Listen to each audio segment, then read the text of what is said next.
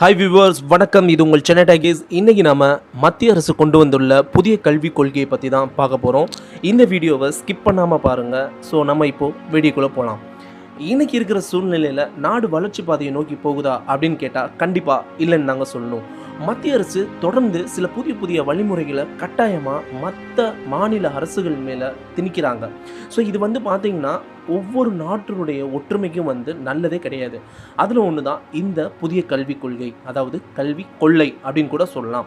So பள்ளி கல்வித்துறையில் மாநில அரசுகளுக்கு இருக்கக்கூடிய உரிமைகளை தட்டி பறிப்பது தான் இந்த புதிய கல்விக் கொள்கை முறையோட முதல் அத்தியாயமே. ஸோ மாணவர்களின் நலனை கொஞ்சம் கூட கருத்தில் கொள்ளாமல் முழுக்க கார்ப்பரேட் முதலைகளுக்கு மட்டும் வேலை பார்க்குறாங்க. அதில் மட்டும்தான் கவனம் செலுத்தி வராங்க நம்ம மத்திய அரசு. அதில் ஒரு பகுதி தான் இந்த புதிய கல்விக் கொள்கை முறை. ஸோ இந்தியாவில் வறுமை கோட்டுக்கு கீழே உள்ளவங்க தாங்க அதிகம், அது எல்லாருக்குமே தெரியும். ஆனால் அவங்களோட வாழ்வாதாரத்தை மேம்படுத்துகிற ஒரு விஷயத்தை இன்னமும் பார்த்திங்கன்னா மத்திய அரசு ஒரு திட்டம் கூட கொண்டு வரல. ஸோ மத்திய அரசு கொண்டு வர இந்த புதிய கல்விக் கொள்கை மூலமாக பயன்பட போகிறது யாருன்னு பார்த்தா private schools and private college and corporate company. இவங்க மட்டும்தான் பார்த்திங்கன்னா ஃபுல்லாக லாபகரமாக சம்பாதிக்க போகிறாங்க. ஏன்னா இவங்க ஒரு ட்விஸ்ட் வச்சுருக்காங்க. +2 முடிச்சுட்டு ஒரு டெஸ்ட் எழுதணுமா, அதில் எடுக்கிற ஸ்கோரை வச்சு தான் எந்த காலேஜில் படிக்கணும் அப்படின்றத அதையும் அவங்களே ஃபிக்ஸ் பண்ணுவாங்களாம். ஸோ இப்போ என்ன அப்படின்னா, எந்த காலேஜில் படிக்கணும் அப்படின்னு மாணவர்கள் சூஸ் பண்ண காலம் போய் இந்த காலேஜில் தான் நீ படிக்கணும் அப்படின்ற ஒரு காலகட்டத்தில் தள்ளப்படுற ஒரு திட்டம் தான் இந்த புதிய கல்விக் கொள்கை முறை. அது மட்டும் இல்லைங்க, நாட்டில் இருக்கிற அரசு பள்ளிக்கூடங்களை மேம்படுத்துறதுக்கான எந்த ஒரு திட்டமும் இதுவரைக்கும் மத்திய அரசும் சரி மாநில அரசும் சரி கொண்டு வரல. ஸோ ஆனால் புதுசாக டெஸ்ட்டு மட்டும் கொண்டு வராங்க. இதில் மாணவர்கள் நல்ல ஸ்கோர் வேறு எடுக்கணும் அப்படின்னு வேற சொல்கிறாங்க. ஆனால் எந்த அடிப்படையில் இவங்க இப்படி ஒரு திட்டத்தெல்லாம் செயல்படுத்துகிறாங்கன்றது கண்டிப்பாக தெரியல.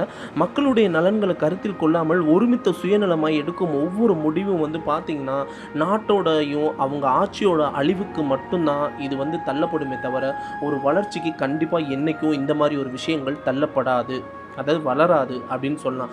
ஏன்னா இந்தியா அப்படின்றது பார்த்திங்கன்னா ஒரு குறிப்பிட்ட ஒரு மொழியை சார்ந்த ஒரு நாடு இல்லை, ஒரு குறிப்பிட்ட ஒரு மதத்தை சார்ந்த நாடோ இல்லை, ஒரு குறிப்பிட்ட ஒரு இனத்தை சார்ந்த நாடோ இல்லை, ஒரு குறிப்பிட்ட ஒரு பண்பாடை சார்ந்த நாடோ இல்லை. ஸோ இந்தியான்றது பார்த்திங்கன்னா 29 மாநிலங்களோட ஒற்றுமை தான் சேர்ந்த ஒரு நாடு தான் இந்தியா.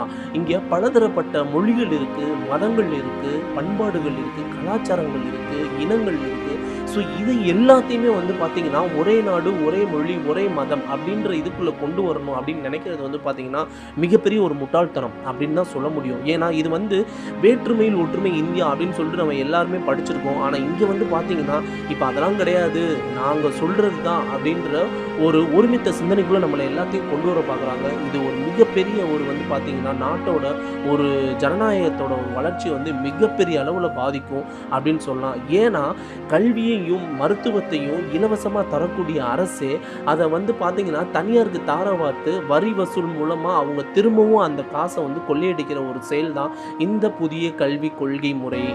ஏன்னா மாநில அரசுகள் இப்போ இருக்கிற சூழ்நிலையில் தனியார் பள்ளிகளுக்கு ஒரு ஆர்டர் போட்டிருக்காங்க. என்ன அப்படின்னு பார்த்தோம்னா, இவ்வளோ தான் குறிப்பிட்ட கட்டணம் தான் தனியார் பள்ளிகள் வசூலிக்கணும் அப்படின்னு சொல்லி போட்டிருக்காங்க. ஆனால் இந்த புதிய கல்விக் கொள்கை முறையில் எப்படி கொண்டு வராங்க அப்படின்னு பார்த்தீங்கன்னா, நீங்கள் உங்களுடைய எஜுகேஷன் சிஸ்டத்துக்கு ஏற்றாப்புல நீங்கள் எவ்வளோ வேணாலும் கட்டணம் வசூல் செஞ்சுக்கலாம் அப்படின்னு சொல்கிறாங்க. ஸோ இது மாநில அரசுக்கு இருக்கக்கூடிய உரிமைகளை தட்டி பறிக்கிறது. அதுவும் இல்லாமல் இவங்க சொல்கிறபடி பார்த்தா பெரிய பெரிய பணக்கார வீட்டு பசங்க மட்டும்தான் பார்த்தீங்கன்னா ஸ்கூல் காலேஜ்லாம் படிக்கணும் அப்படின்ற நிலைமையை இப்போவே கொண்டு வராங்க. ஏன்னா வறுமை கோட்டுக்கு கீழே இருக்கிறவங்க தனியார் ஸ்கூலில் போய் எப்படி படிக்க வைப்பாங்க? ஏன்னா கவர்மெண்ட் ஸ்கூலில் படிக்க வைக்கனாலே இவங்க கவர்மெண்ட் ஸ்கூலில் 10 குழந்தைங்களுக்கு குறைவாக இருக்கிற ஸ்கூலை இழுத்து மூடிடுவோம் அப்படின்றாங்க. மூளைக்கு கவர்மெண்ட் ஸ்கூலை இழுத்து மூடிட்டு ரோட்டுக்கு ஒயின் ஷாப்பை திறக்கிறது மட்டும்தான் இப்போ உள்ள ஒரு நல்ல அரசோட திட்டமாக இருக்குது. ஸோ இதுதான் மத்திய அரசு கொண்டு வந்திருக்காங்க. ஸோ தனியாருக்கு தாரை வாக்குற ஒவ்வொரு விஷயத்தையுமே அரசுடைமை பார்த்திங்கன்னா எப்படி இருக்குன்னா தன்னோட தாயை காசுக்காக மற்றவங்க கிட்ட விற்கிறதுக்கு சமம் அப்படின்ற ஒரு வார்த்தை ஒன்று இருக்குது. ஸோ அந்த வார்த்தை இதுக்கு இப்போ கரெக்டாக பொருந்தும். ஸோ இதெல்லாம் பார்த்திங்கன்னா ரொம்பவே பார்த்திங்கன்னா மாற்றம் அப்படின்ற ஒரு பெயரில் மாநில உரிமைகளை வந்து பறிக்கிறதும், அவங்களுடைய சுய உணர்வுகளை வந்து பார்த்திங்கன்னா மதிக்காமல் இவங்களுடைய உணர்வுகளை திணிக்கிறது, ஸோ கல்வியை வியாபாரமாக்குறது, அரசு உடைமைகளை தனியாருக்கு தார வாய்ப்பது, ஸோ இது எல்லாமே வந்து பார்த்திங்கன்னா ஜனநாயகத்தை ஒற்றுமைக்கு வந்து மிகப்பெரிய ஒரு தீங்கு விளைவிக்கும். இது வந்து நாட்டுக்கும் சரி ஆட்சிக்கும் வந்து நல்ல தலைவருக்கு வந்து ஒரு நல்ல ஒரு தலைவருக்கு ஒரு எடுத்துக்காட்டாக அமையாது, நாட்டுக்கும் நல்லதாகவே அமையாது. ஏன்னா இந்தியாவில் இருக்கிற எல்லாருமே வந்து வறுமை கோட்டுக்கு கீழே இருக்காங்க. ஸோ அதில் வந்து ஒரு கான்சன்ட்ரேட் பண்ணலை. ஸோ இன்னமும் வந்து பார்த்திங்கன்னா நாட்டில் இருக்கிற அரசு பள்ளிக்கூடங்களை வந்து மேம்படுத்துவதற்கான எந்த ஒரு திட்டத்தையும் மத்திய அரசும் மாநில அரசும் வந்து சரியாகவே இன்னும் கொண்டு வரலை. அதெல்லாம் விட்டுட்டு புதுசாக டெஸ்ட் வச்சுட்டு இதில் ஸ்கோர் பண்ணால் தான் நீங்கள் படிக்க போக முடியும் அப்படின்னு சொல்கிறது வந்து பார்த்திங்கன்னா கண்ணை கட்டி சூரிய நமஸ்காரம் பண்ணுறதுக்கு ஒரு விதமான ஒரு இதாக இருக்குது. இதை கேட்க போனால் தேச துரோகி, தீவிரவாதி அப்படின்னு சொல்லி தூக்கி உள்ளே போகிறாங்க. ஏன்னா ஆட்சி அவங்க கையில் இருக்குன்ற ஒரு அதிகாரம் துஷ்பிரயோகம் வேற செய்கிறாங்க.